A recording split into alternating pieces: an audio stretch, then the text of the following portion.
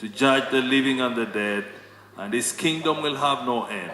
Ebikumi n'ebikumi by'abagoberezi ba Kristo bikedde kweyiwa ku lutikko y'abatukuvu bonna e Nakasero wakati mu kibuga Kampala okusobola okujaguza amazuukira g'omwana wa Katonda Yesu Kristo.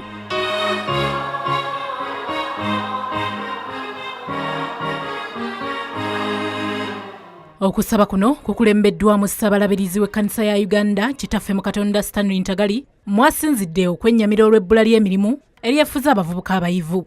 Even after graduating with degrees and certificates, many of our children are failing to have meaning in life. They are so disappointed, and many people have burdens.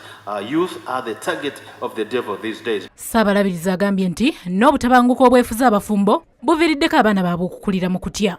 Our children are gifts from God, so let us give them the opportunity to grow in conducive, loving homes, because they are the next generation that will take up leadership even when we are off the stage. Saabalabirizi Ntagali wano wasinzidde n'asaba abantu bonna okwekwata ennyo Katonda naddala mu biseera bino eby'okuttingana n'okutugumbula bannayuganda awatali nsonga yonna. The kidnappings and killings, we don't know. Everyone thinks, am I the next one? Am I the next target?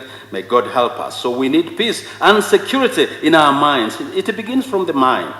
Ate Minisita wa Science ne Technology Eryoda Tumwesige asabye abakkiriza okulondanga abakiisa abatya Katonda nga bwe bajja okusobola okuwulirizibwanga. Tulonde abakulembeze boolaba nti balina bwa Katonda.